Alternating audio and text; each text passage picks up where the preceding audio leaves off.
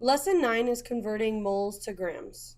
We're going to learn about the gram formula of mass, we're going to set up ratios, and we're going to practice these types of problems. So converting moles to grams, if you remember correctly, 1 mole of substance is equal to 6.02 times 10 to the 23rd particles, but it can also be related to something that we discussed called the gram formula mass or molar mass. 1 mole is equal to a molar mass of whatever substance we're discussing. So this was determined using an average carbon atom with an atomic mass unit of 12. Scientists have found that if you have 1 mole of carbon-12 atoms, it had a mass of 12 grams. This discovery was convenient for working in laboratories, so chemists have converted the relative masses of elements in AMU to a relative scale of masses in grams. The atomic mass of an element can now be expressed in grams and related to 1 mole of that element.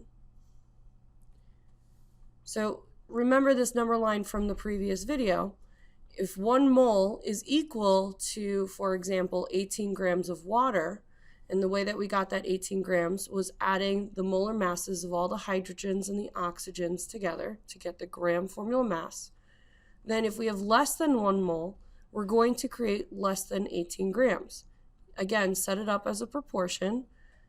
1 over 18 is equal to 0.5 over x. Cross multiply, and you'd find that you'd end up with 9 grams of water.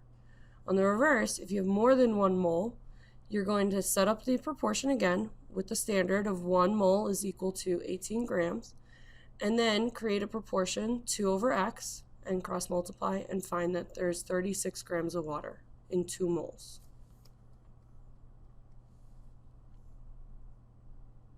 So we can also use this information, or this starting ratio of 1 mole is equal to 18 grams of water, if, for example, we have a certain amount of water. So if you have 13.5 grams of water, how many moles is that? Right off the bat, we understand that it has to be less than 1 mole because your mass, is less than 18 grams. So when we do our proportion, 1 over 18 is equal to x over 13.5, you are cross multiplying and dividing. So therefore, if you have 13.5 grams, which is less than 18 grams, your answer should be less than 1. It's about 0.75 moles. But now let's say you have 45 grams. It is bigger than 18, but it's not 36, which means it's going to be bigger than 2 moles.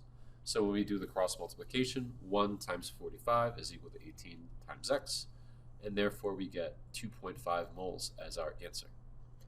So you could see how this is really helpful in a laboratory setting. If you have a chemical reaction which gives you moles, you can then determine how many grams you'll need for the lab. Or let's say you're running the lab and you wanted to create a chemical reaction from it, you can calculate how many grams you have and then turn it into moles. So using the number of moles present in the formula, determine the mass. So again, gram formula mass has to go first. So we want to find for A what the gram formula mass of CH4 is. So first we decide that CH4 is 16 grams. We relate that to 1 mole. Then, since we have 2 of them, we're going to set up this proportion, cross multiply, and get 2 moles is equal to 32 grams of methane.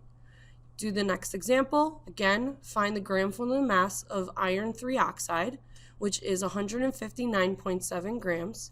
You set that equal to 1 mole, then set up the proportion because now you have 3 of them, and you find that X is equal to 479.1 grams. The next example is for diatomic fluorine. Fluorine has a gram formula mass of 38 grams because, again, there's 2 atoms of fluorine. That is equivalent to 1 mole. Set up the proportion.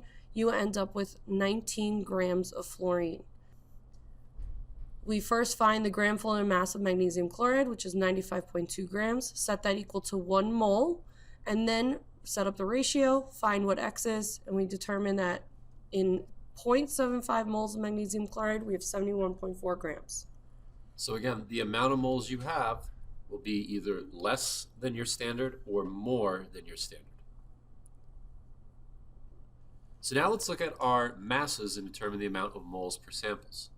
In our first example, we have 68 grams of NH3 gas, And the first thing we have to do is determine what is the GFM of NH3. That is what 1 mole is equal to. So 1 mole of NH3 is 17 grams. We have 68 grams. So when you cross multiply and solve, X is going to be 4 moles. 4 times 17 is 68. In the second example, you have 161.85 grams of iron 2 cyanide. You have to figure out what the GFM of iron 2 cyanide is. So 1 mole is equal to 107.9 grams. We have 161.85 grams. So when you cross multiply, you get 1.5 moles of your iron 2 cyanide. In the third example, you have 22 grams of carbon dioxide gas. 1 mole of carbon dioxide is 44 grams. We have 22 grams. Noticing right now, 22 is less than 44, so I can predict that X will be less than 1. And we get 0.5 when you cross multiply to solve. And finally, for our last one, where we have acetic acid, we have 1 mole is equal to the GFM of acetic acid, and that is going to be equal to X over 120.2 grams. When you cross multiply, you will notice that we have double the amount, so that's why we have 2 moles.